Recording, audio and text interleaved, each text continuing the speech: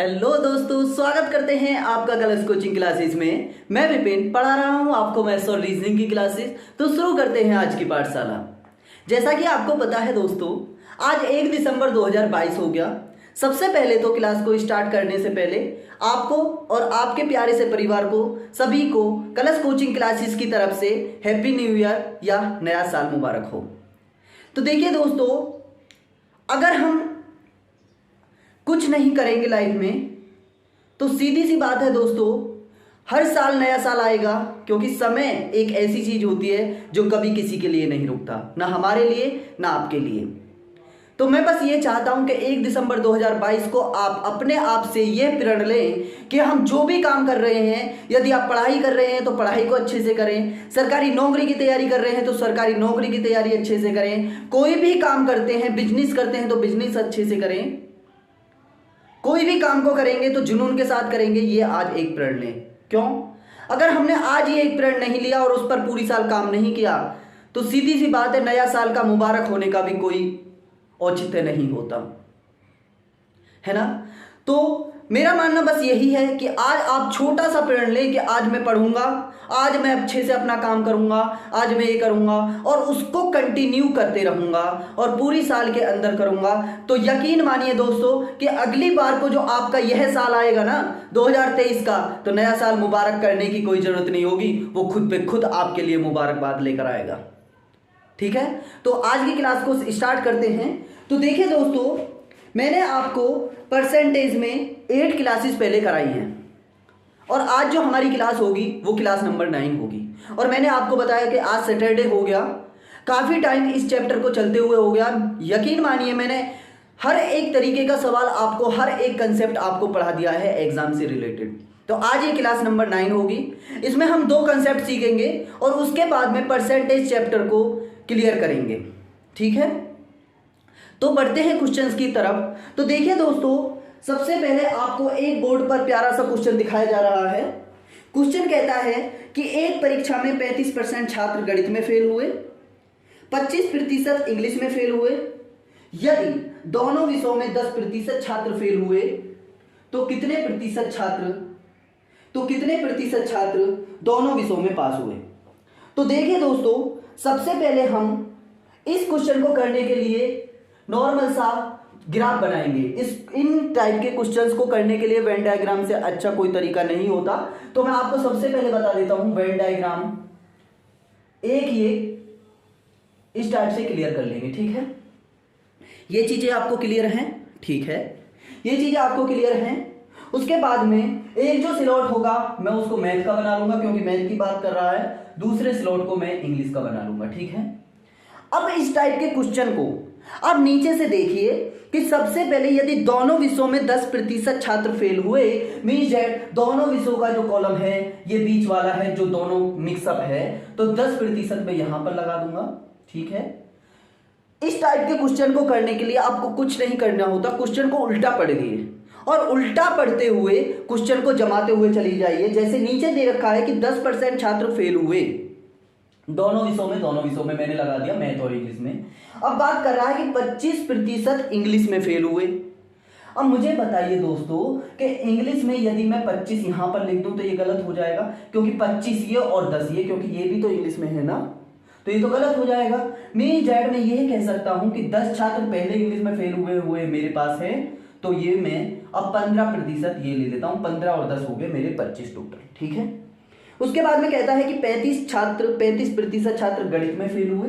10 मेरे पास में पहले से हैं, क्योंकि ये जो 10% छात्र इंग्लिश में भी फेल हैं और मैथ में भी फेल है। ठीक है, तो मैं ये कह सकता हूं कि 35% छात्र गणित में हैं, तो सीधी सी बात है दोस्तों 25% इसमें आएंगे, है ना। अब हमसे पूछा है कि दोनों विषयों में 5 विद्यार्थी, आप इनको जोड़ दीजिए।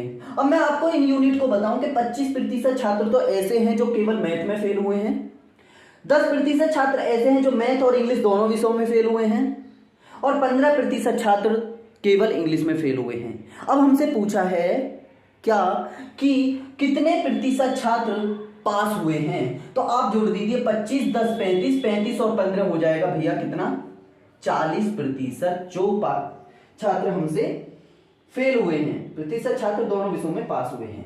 अब हमसे पास विद्यार्थी पूछ रहा है भाई 100 में से 40% छात्र तो ऐसे हैं जो मेरे क्या हुए, फेल हो गए, बंटाधार हो गया इनका तो, है ना। उसके बाद में 100 में से 40% फेल हुए तो सीधी सी बात है दोस्तों 60% पास हो गए। ठीक है, क्वेश्चन आता है समझ में। आप दिक्कत नहीं लेंगे, क्यों? क्योंकि मैं इसी टाइप के क्वेश्चन आपको कई सारे करा दूंगा इसमें, तो आपको टेंशन लेने वाली बात बिल्कुल भी नहीं है। देखते हैं अगला क्वेश्चन क्या कहता है। आपको बोर्ड पर एक फिर से क्वेश्चन और इसी टाइप का क्वेश्चन आपको बोर्ड पर दिखाया जा रहा है। तो देखिए दोस्तों क्वेश्चन क्या कहता है।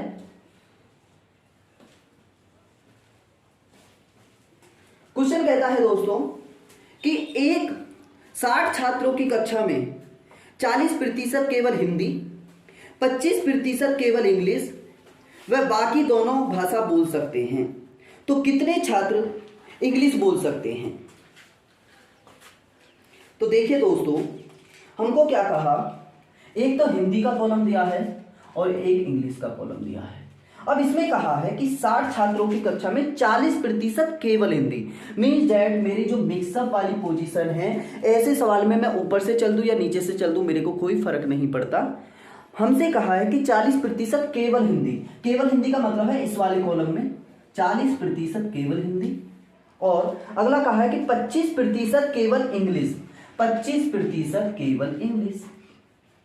ठीक है, वह बाकी दोनों भाषा बोल सकते हैं, तो कितने छात्र इंग्लिश बोल सकते हैं? आप मुझे बताइए, 100 में से 40, 20, 60, 5, 65 तो मेरे आगे, और बाकी दोनों भाषा बोल सकते हैं, मीन्स डैट 35% छात्र दोनों भाषा बोल सकते हैं। ठीक है, टोटल छात्र कितने थे दोस्तों? 60 टोटल छात्र थे। अब इसके बाद मैं बात करूं, इसने कहा है कि कितनी छात्र इंग्लिश बोल सकते हैं, 60 में से कितने छात्र इंग्लिश बोल सकते हैं। तो दोस्तों एक बात बताइए मेरे को, इंग्लिश वाले ये हैं भाई, इसमें कोई टेंशन लेने वाली बात नहीं है कि हिंदी है और इंग्लिश में, क्वेश्चन में साफ साफ दिया है कि इंग्लिश बोलने वाले मेरे को चाहिए। 25 ये हैं और 35 ये है, ये हो जाएंगे 60 छात्र हो जाएंगे, मीन डेट 60%। 60 का जो 60% है वो मेरे ऐसे छात्र हैं जो केवल इंग्लिश बोल सकते हैं। इंग्लिश बोल सकते हैं तो 0 से 0 कट जाएगा, 6 6 36 विद्यार्थी, 60 में से 36 विद्यार्थी ऐसे आ जाएंगे जो कि इंग्लिश बोल सकते हैं। चीजें आती हैं अच्छे से समझ में। बढ़ते हैं अगले क्वेश्चन की तरफ। तो देखिए दोस्तों अगला क्वेश्चन क्या कहता है। अगला क्वेश्चन आपको बोर्ड पर दिख रहा है।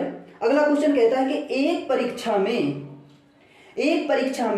65% छात्र गणित में पास हुए, 48% भौतिकी में पास हुए और 30% दोनों में पास हुए, तो कितने प्रतिशत दोनों में फेल हुए? नॉर्मल क्वेश्चन है, अभी आप इस टाइप का क्वेश्चन ही करके आए हैं। ठीक है भाई, मेरा मानना तो दोस्तों ये रहता है कि हम कोई भी कंसेप्ट तैयार करें उसमें 3 से 4 क्वेश्चन ले लीजिए सेम, वो कंसेप्ट हमारा क्लियर हो जाता है। ठीक है, बात करते हैं क्वेश्चन क्या कह रहा है। दोबारा से देखेंगे क्वेश्चन क्या कह रहा है। मैथ और इसकी फिजिक्स की बात हुई है। ठीक है, तो एक कॉलम मैंने मैथ का बना लिया और एक मैंने फिजिक्स का बना लिया। ठीक है, बात करते हैं 65% छात्र गणित में पास हुए और 48% भौतिकी में पास हुए, 30% दोनों में पास हुए। मैंने आपके से कहा कि इस टाइप से सवाल को नीचे से देखिए, 30% दोनों में पास हुए, 30% दोनों में पास हुए। अब मुझे बताइए कि 48% भौतिकी में, भाई भौतिकी के पहले 30% तो आ गए ना, क्योंकि इसमें मिक्सअप भौतिकी के भी हैं, और 48% मीन्स डेट 18% केवल भौतिकी के हो गए। 30 और 18 कितने हो गए? 48 टोटल हो गया। उसके बाद में बात करते हैं 65% छात्र ऐसे हैं जो गणित में पास हुए। भाई मैंने कितने पहले ले लिए? 30%, ये मैथ के भी थे। 65 टोटल है, मीन्स डेट 35% होंगे। ठीक है, अब बात करता है दोनों में पास हुए, कितने प्रतिशत छात्र दोनों में फेल हुए?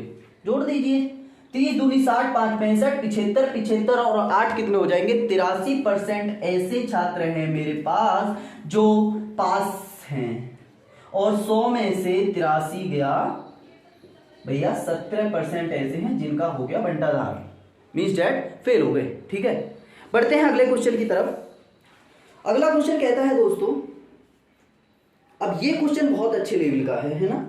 एक गांव में 60% परिवारों में से प्रत्येक के पास एक गाय है, 30% के पास एक भैंस है और प्रत्येक 15% के पास दोनों गाय व भैंसे हैं। यदि कुल 96 परिवार हैं तो कितने परिवारों के पास गाय भैंस नहीं है? भाई गाय और भैंस की बात हो रही है, मीन्स दैट गांव से रिलेटेड सवाल आ गया हमारे पास में।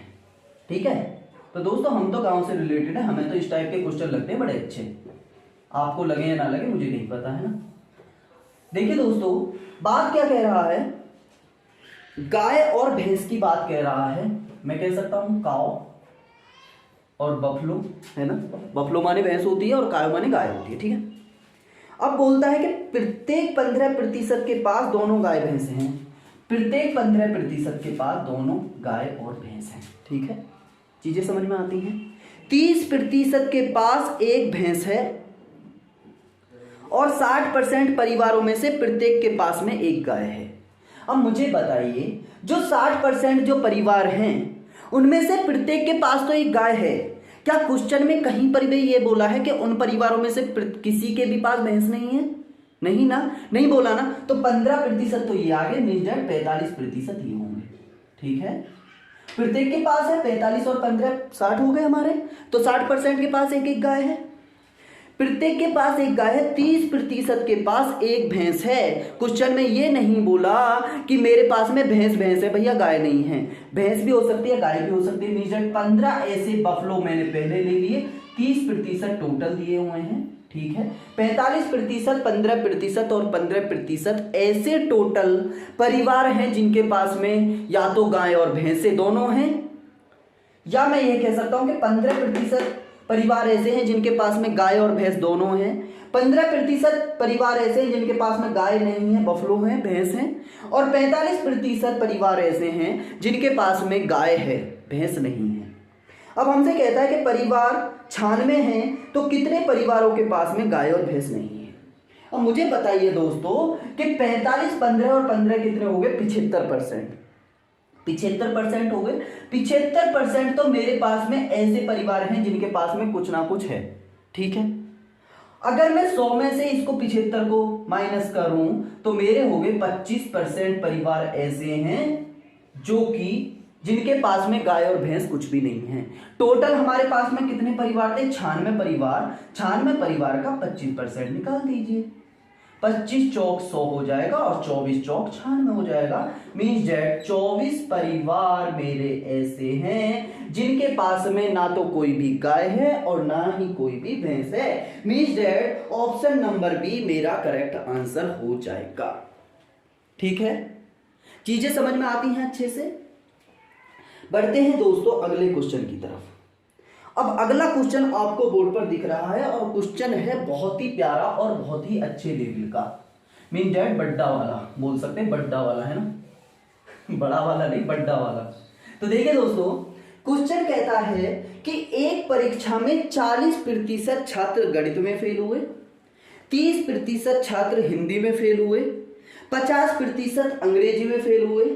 यदि 25% गणित व इंग्लिश में फेल हुए, 15% छात्र इंग्लिश व हिंदी में फेल हुए और 22% छात्र हिंदी गणित में फेल हुए। यदि 13% छात्र तीनों विषयों में फेल हुए तो तीनों विषयों में पास छात्रों का प्रतिशत अंक ज्ञात कीजिए या प्रतिशत निकालिए। ठीक है, क्वेश्चन बड़ा है, कोई फर्क नहीं पड़ता दोस्तों, कोई फर्क नहीं पड़ता। क्वेश्चन में अभी तक हमने 2 विषयों पर काम किया, अब की बार में बस 3 विषय हो गए, कोई फर्क नहीं पड़ता। देखिए वेन डायग्राम बनाइए 3 विषयों का, 1, 2 और तीसरा भी इसमें मैं मिक्सअप करूं तो ये। ठीक है, चीजें समझ में आती हैं। एक मैथ का है स्लॉट, एक मैथ का स्लॉट है, दूसरा हिंदी का स्लॉट है और तीसरा भैया दोस्तों किसका स्लॉट है? इंग्लिश का स्लॉट है। अब मैंने आपसे पहले ही कहा दोस्तों कि इस टाइप के क्वेश्चन में यदि आप ऊपर से चले ना पढ़ते हुए और जमाते चले, डेफिनेटली मैं आपसे ये कह सकता हूँ क्वेश्चन गलत हो जाएगा।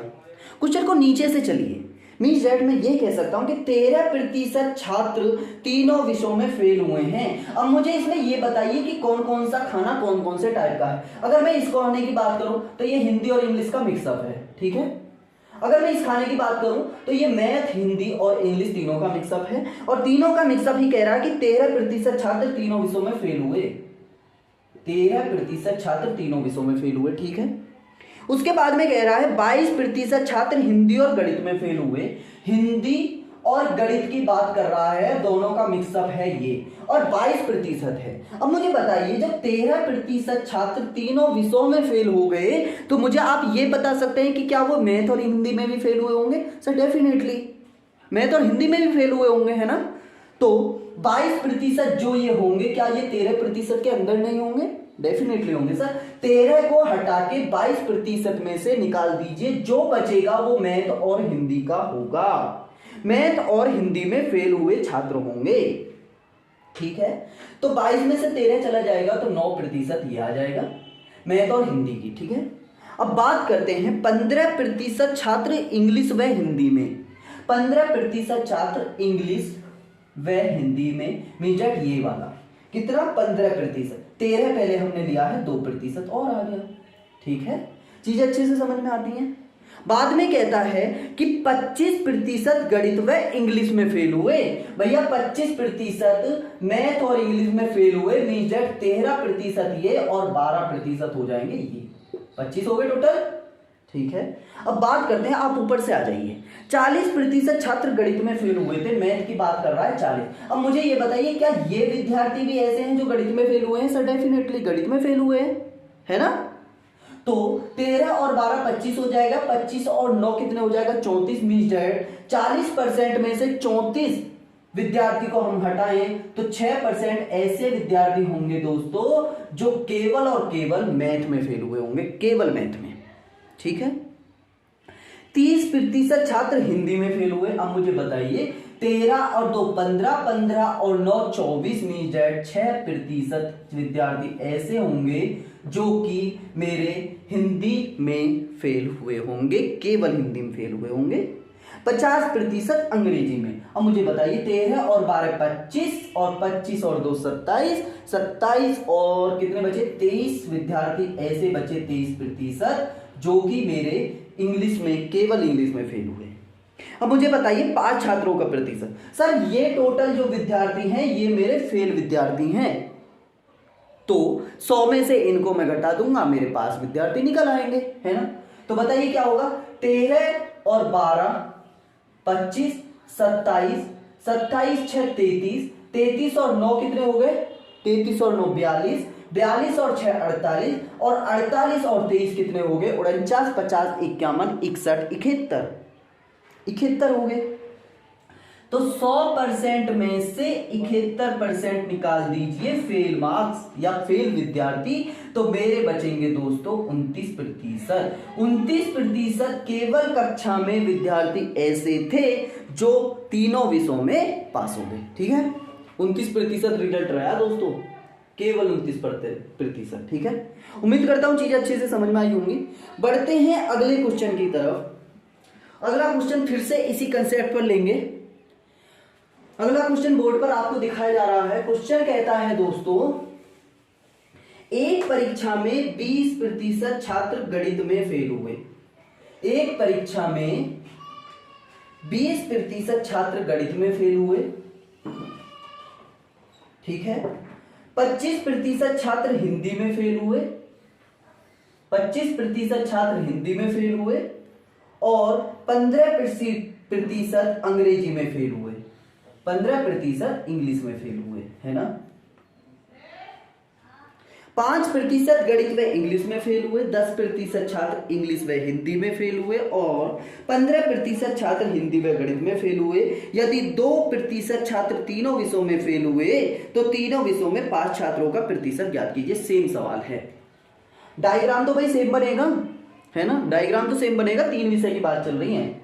नीचे से जाएंगे, 2% छात्र तीनों विषयों में फेल हुए, 2% छात्र तीनों विषयों में फेल हुए। मैं ये कह सकता हूं कि ये वाला स्लॉट मेरा 2% है ना, 2% है, तीनों विषयों में फेल हुए हैं 2%। उसके बाद में बात करते हैं 15% छात्र हिंदी गणित में फेल हुए। हिंदी और गणित में फेल हुए 15%। मैंने आपको बताया 2 इसमें आ जाएंगे तो 13% ये बचेंगे हिंदी और गणित में। ठीक है। 10% इंग्लिश व हिंदी, 10% इंग्लिश व हिंदी, 2% मैंने पहले ले लिया, 8% ये हो गए, ठीक है। बात करते हैं 5% गणित व इंग्लिश, मैथ और इंग्लिश में 5%, तो 3% इसमें हो गए, ठीक है। उसके बाद में बात करता है 20% छात्र गणित में फेल हुए थे। अब ये वाले विद्यार्थी गणित के हैं, 13 और 2 15, 3 18, 18 ये हो गए, तो 2% इसके आए, मैथ में फेल हुए। उसके बाद में 25% छात्र हिंदी में फेल हुए, तो 13 और 8 कितने हो गए, 21, 21 22 23, और 23 2% छात्र हिंदी में फेल हुए। उसके बाद में 15% अंग्रेजी में फेल हुए, मीन डेट 3 और 2 5, 8 5 13, तो 2% ही इंग्लिश में निकल गया है। अब मुझसे पूछ रहा है कि पास छात्रों का प्रतिशत ज्ञात कीजिए। सेम सवाल है, इसे जोड़ दीजिए, 100 में से हटा दीजिए, उत्तर आ जाएगा आपका।